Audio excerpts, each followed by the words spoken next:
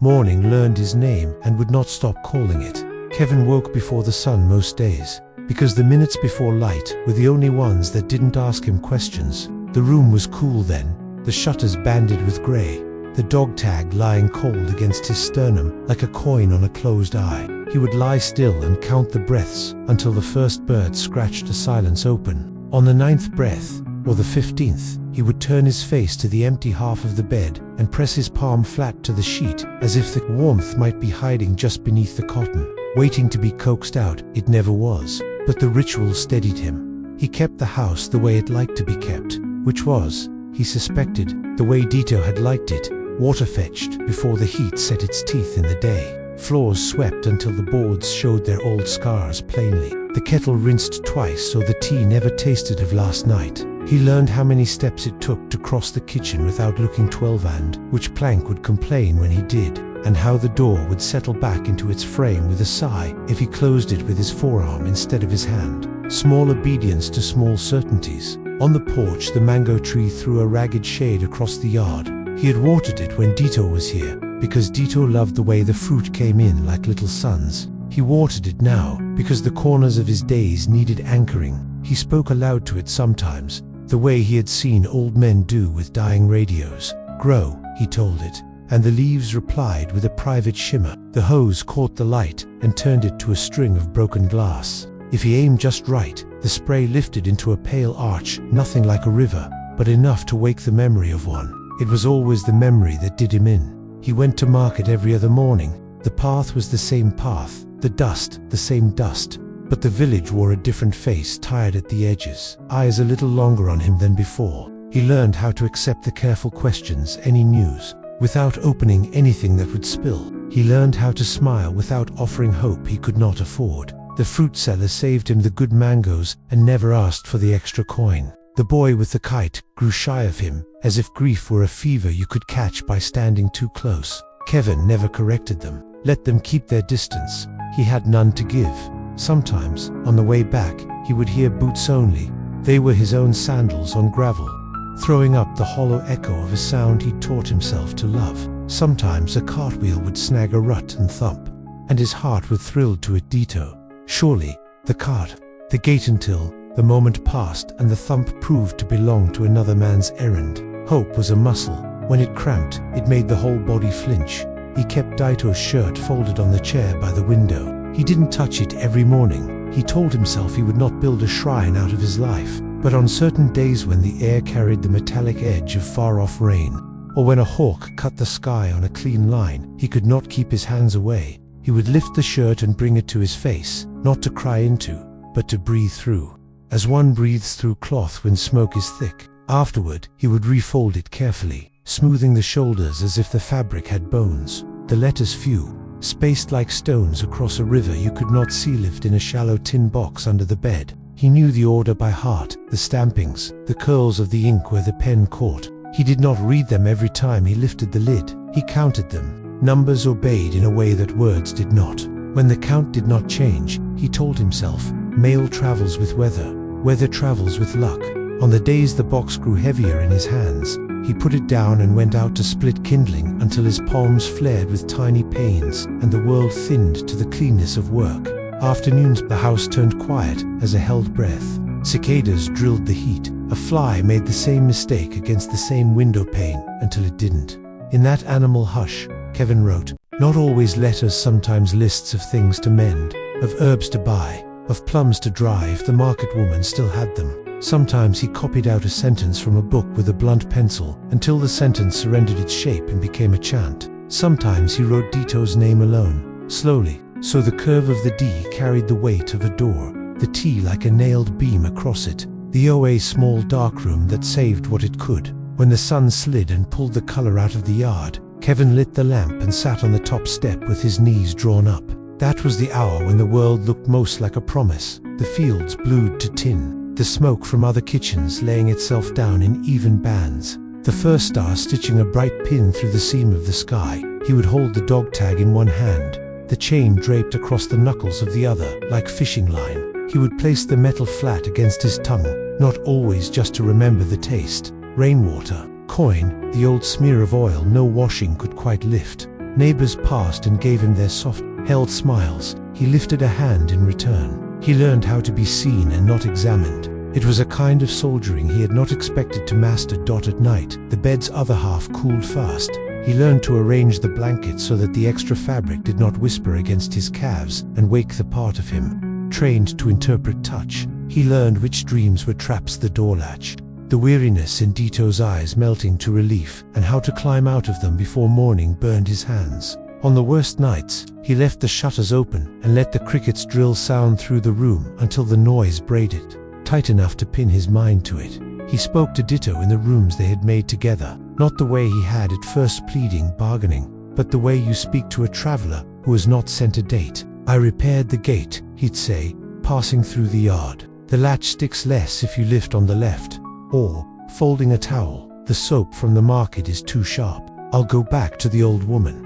And sometimes, rinsing rice, he would let the water run a little longer than necessary, the grains ticking the bowl like a wet clock, and he would say nothing at all because there are conversations that do not require words to continue. The village learned his pace. He learned the villages, a rhythm formed and not comfort.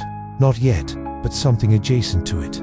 Something like a raft built out of habit and small obediences, lashed together with doggedness. He could float on it if he lay very still, and still, hope had its own will. It rose in him at indecent hours, not polite, not announced, at the stall where the cardamom sat in neat jars, at the river bend where the stones made a path for feet he knew by heart. In the moment just before he blew the lamp out and his breath, leaving his body, frightened him with its shape. Hope said, "Stand up, he will come." Fear said, "Sit down, he will not." He learned to hold both, one in each hand, the way a farmer carries 2 pails of water on a yoke, across the shoulders, spilling neither. Walking straight, on the 21st morning after the last letter, a rooster crowed late, and the hills sent a low thunder that turned out to be only carts on the far road. Kevin stood at the sink, sleeves rolled, watching light unspool itself through the shutters. He pressed his thumb to the dog tag and felt the engraving under the skin of the metal like a scar. He lifted it to his lips, one kiss, not for luck, not for prayer, but for inventory, and set it down again. "Right," he said into the empty kitchen, the word small and serviceable as a nail. Outside, the mango tree shook itself and let one leaf fall. Kevin stepped into the day that was waiting, took up the first small task, and then the next. The absence was still there, heavy as a stone in a pocket, but the pocket had seams, and his hands remembered how to work. At first, the letters came like drops of rain in a dry season, rare, but steady enough to sustain him. Kevin waited for them the way the earth waits for storms, his whole body leaning into the possibility. The traders knew by now, when they passed through the village, their carts rattling with grain, jars, and news from places Kevin could no longer imagine. They paused at his porch. Some shook their heads, offering a quiet "not this time." Others handed him a folded envelope, dust clinging to the creases, his name scrawled across it in a hand he knew better than his own. Those were the days the world bloomed again. Kevin would hold the letter to his lips before even opening it, his chest tightening with anticipation. He tore carefully at the seal, afraid of damaging what little piece of Dito had reached him. But the letters themselves were brief, guarded, each line weighed down by censorship, by the discipline of a soldier who could not speak freely. "Alive, safe, thinking of you, always." The words repeated themselves like a litany, stripped of detail, but heavy with meaning between the lines. Kevin filled the silence with imagination. Dito's smile bent over the paper, the way he might have paused after writing, always, pressing the pen harder, willing the word across distance. Kevin kissed those words. He pressed the pages to his chest, inhaled the faint scent of dust and travel, whispered answers into the night, as though Dito might hear them carried on the wind. But then the intervals stretched. What had once been weeks grew into months. Kevin found himself listening for carts on the road, heart leaping at the sound of wheels, only to feel it fall again when the trader passed without stopping. The box beneath his bed grew no heavier. Its letters lay there like stones across a river, but no new stone appeared to bridge the gap. Kevin began writing more, pouring himself into page after page, his hand cramping, ink bleeding into the soft paper. He sent them with anyone who would take them, but fewer couriers went inland now. And sometimes he suspected his words never even left the village. The silence began to carry its own voice. It whispered in the early mornings when Kevin woke to the stillness beside him. It hummed in the afternoons when even the cicadas fell quiet. It pressed against his ribs at night, turning into an ache that sleep could not soothe. He clutched at the shirt Dito had left behind, burying his face in it until no scent remained. He kissed the dog tag until his lips were sore, and each time he wrote, he began the same way. Dear Dito, if you can't speak, let me speak for you. If you can't write, let me write enough for both of us. I will keep the words alive until you can come home to say them yourself. And still, the silence deepened. One long, unbroken note stretched across his days. The village no longer felt like a collection of houses and fields, it felt like an audience. When Kevin walked down the narrow path to the market, he could feel their eyes before he saw them. The women who once beckoned him warmly to their fruit stalls now softened their voices, offering mangoes with pity-laden smiles. The old men at the well hushed their games of stones, their silence thickening as he passed, their gazes lingering a beat too long. Even the children seemed uncertain. Some stared openly, as if trying to solve a puzzle they were too young to name. Others hid behind their mothers' skirts, whispering. Kevin pretended not to notice. He held his chin steady, his steps measured, but inside his chest tightened with every glance. He was no longer Kevin, the young doctor, the quiet man who came for cinnamon or rice. He was Kevin who waits, Kevin Dash, whose Dash lover Dash has, Dash not Dash returned. Kevin Dash who Dash may Dash one Dash day Dash receive Dash bad Dash news. The weight of that identity pressed harder than the heat of the sun at the spice stall. The old woman leaned closer, her voice hushed. Still nothing, she asked, as if speaking too loud might shatter him. Kevin forced a smile and shook his head. She patted his arm gently, her touch kind but unbearable, and handed him more cardamom than he had paid for. He left quickly, the kindness cutting deeper than cruelty. By the well, he overheard two farmers speaking in low tones. Better if he doesn't hope so much. It only makes it worse. The words were not meant for him, yet they clung to him, heavy as stones. Even the air in the village seemed to hum with expectation. Every knock on a neighbor's door, every cart that rolled into the square, every stranger who appeared on the horizon, all eyes turned toward Kevin, watching his face for signs of news. Hope or devastation, they wanted to see it happen to him, as though his love story had become their theater. That night, sitting alone on the porch, Kevin pressed Dito's dog tag hard against his chest. The metal bit into his skin, leaving a faint red mark. He whispered to the dark, "They don't understand. You're not gone. You promised." But even as he spoke, he felt the village's eyes in memory, pitying, patient, waiting, and the silence between those glances grew louder than words. The knock came in the middle of the afternoon, sharp and deliberate. So unlike the gentle taps of neighbors or the hesitant knocks of traders, that Kevin knew before he even opened the door that it was something else entirely. When he swung it open, a man in uniform stood there, an officer, stiff-backed, cap pulled low, his expression unreadable. The sight of the uniform made Kevin's breath catch. His first wild thought was that the war itself had walked up the hill to find him. "Kevin," the man said, voice clipped. He didn't ask for permission before stepping onto the porch. The boards creaked under his boots, heavy, alien. Kevin tried to steady himself, pressing one hand against the doorframe. "Is it about Dit?" The words rushed out before he could control them. The commander's eyes flicked to him, quick and measuring, before softening into something practiced, neither cruel nor kind. "No official news," he said. "Your friend's unit is still active. We have no record of his name among the lost." The relief was brief, fragile. Kevin caught it, clung to it, but the silence after those words was longer than the statement itself. The officer did not move to leave. He looked past Kevin, into the house, then down at the dog tag, glinting at Kevin's chest. His jaw tightened. "You should prepare yourself," the commander added, quieter this time, as if slipping truth between the cracks of protocol. "The fighting inland is heavier than they allow us to write. Letters may not reach you, or worse, they may stop altogether." Kevin's chest constricted, his lips parted, but no words came out. He wanted to scream, "Don't speak of him as if he's already gone," but all he could manage was, "He promised me." The officer looked at him for a long moment, something unreadable flickering in his gaze, pity, perhaps, or the wariness of a man who had delivered too many warnings. Then he tipped his cap and turned, boots striking the steps like hammers. When the sound of his departure faded, the house seemed smaller, suffocating. Kevin stumbled back inside, slamming the door shut, as if that could keep the world out. His legs gave way at the edge of the bed, and he fell forward, gripping the shirt Dito had left behind, burying his face in it. The fabric smelled faintly of soap and smoke, a ghost of the man himself. The commander's words replayed again and again. "Prepare yourself. Letters may stop." Kevin clutched the shirt tighter, tears soaking into the cotton, and whispered into the silence, "No, not him, not us." The house did not echo anymore, it absorbed. Every word Kevin spoke into it seemed to sink into the walls, swallowed whole. He hated the silence, but he feared it more when it began to feel natural.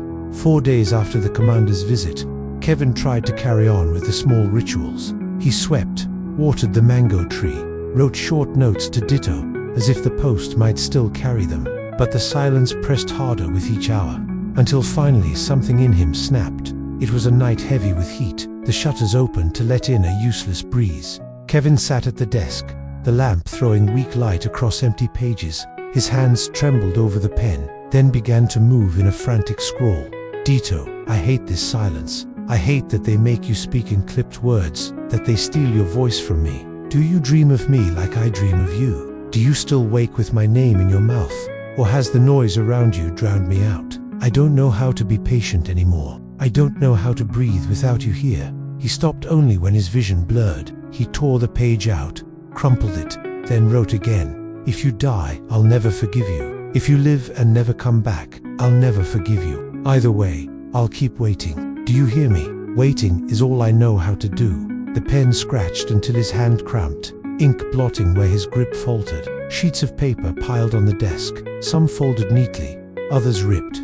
Words scrawled at odd angles like they had been wrestled out of him. He knew most of these letters would never be sent. They were too raw, too violent, too naked. They were written for no one but the silence itself. At one point, he shoved the papers aside and slammed his fists against the wooden desk, the sound breaking the hush like a gunshot. His shoulders shook. His breath came ragged. He pressed his forehead against the cool wood, whispering into the grain as though it could carry his words to where Dito was. "You promised me, you promised." When he finally staggered back to bed, the letters lay scattered across the desk, ink still drying. They looked like fragments of himself, torn and scattered. He lay down, but instead of reaching for Dito's shirt or the dog tag, he lay empty-handed, as if to punish himself. Sleep did not come easily. When it did, it was filled with fire. That night, sleep did not come gently. It dragged Kevin under like a current, and in the darkness of his mind the silence broke into flame.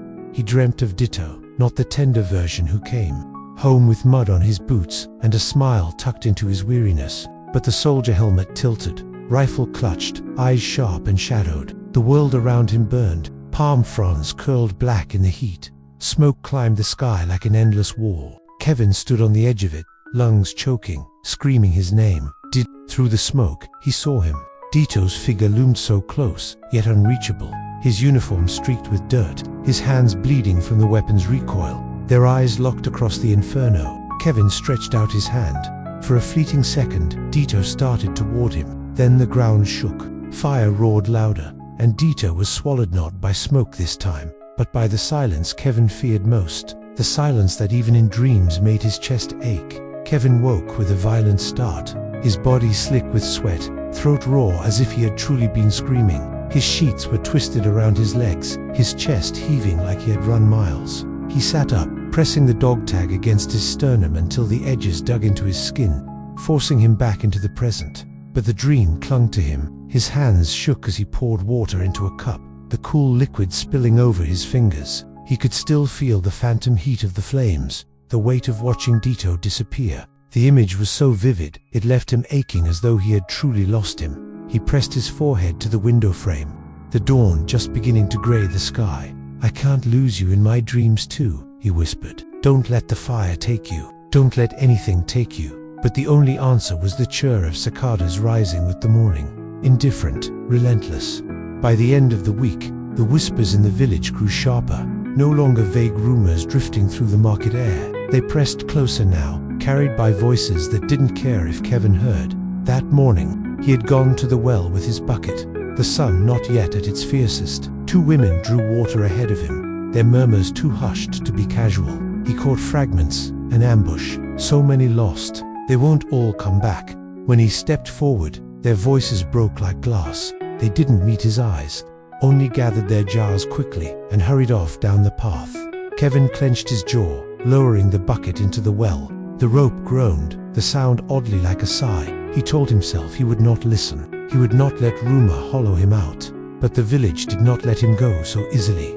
Later that afternoon, as Kevin passed along the shaded lane toward his house, old Pakraman stopped him. The man leaned heavy on his cane, his eyes deep set, the lines of his face carved by years of both sun and loss. He didn't smile, didn't soften. His gaze lingered on the dog tag that glinted at Kevin's chest. "Son," the old man said quietly, "you must prepare yourself."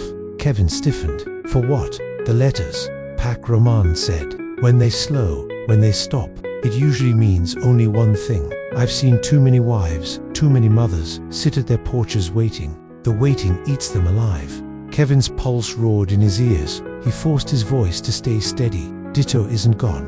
Raman's expression didn't change. His voice was low, not unkind, but heavy with the weight of lived truth. "Maybe not, but you need to ready your heart. Hope is strong, but grief is stronger. Don't let it break you when the news comes." Kevin's hand gripped the strap of his satchel so hard, his knuckles ached. He wanted to shout, to reject the warning outright. Instead, his reply came out as a whisper. "He promised me." The old man sighed, the kind of sigh that carried decades. He touched Kevin's shoulder briefly, almost like a blessing, then shuffled on, leaving the words behind like stones. Kevin stood frozen in the lane, the sound of cicadas swelling in the trees. The warning gnawed at him. He hated the pity in the villagers' eyes, hated the certainty in their voices. And yet, when he walked back up to the house, when he sat on the porch alone, the silence between the wind and the leaves seemed to echo the old man's words. Still, Kevin pressed the dog tag to his lips, whispering into the dusk,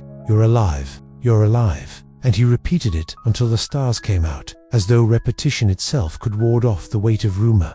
The caravan arrived at midday, its wheels grinding against the dry earth, the horses tossing their heads as traders shouted greetings. Children ran alongside, chasing the dust, their laughter carrying in bursts through the square. For everyone else, the arrival meant spices, fabric, news from other towns. For Kevin, it meant one thing only: letters. He stood a little apart, trying not to seem too eager, though his heart beat against his ribs like a caged bird. His palms were damp. Each time the post satchel was lifted down from the cart, he felt his throat close. The names were called one by one. Folded envelopes passed into waiting hands. Smiles, sighs of relief, murmurs of gratitude. Kevin leaned forward, straining, waiting to hear his own name. The pile dwindled. A boy ran by, clutching a letter to his chest. An old woman kissed the paper before even breaking the seal. Kevin's breath grew shallow.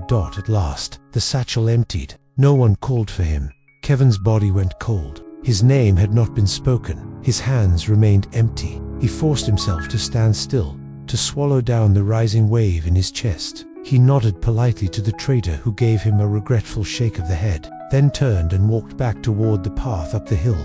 Each step felt like it hollowed him further. By the time he reached the house, his composure had cracked. He dropped onto the porch steps, hands trembling, face buried in them. The silence he had dreaded had arrived not in words, not in news of loss, but in the cruel absence of anything at all. For a moment, he wished it had been bad news, something concrete, something to hold. Instead, he had nothing, no word, no proof, only emptiness. His chest heaved, his breath jagged. The mango tree rustled faintly in the wind, and he hated its calm, hated the way the world carried on as though nothing had been taken from him.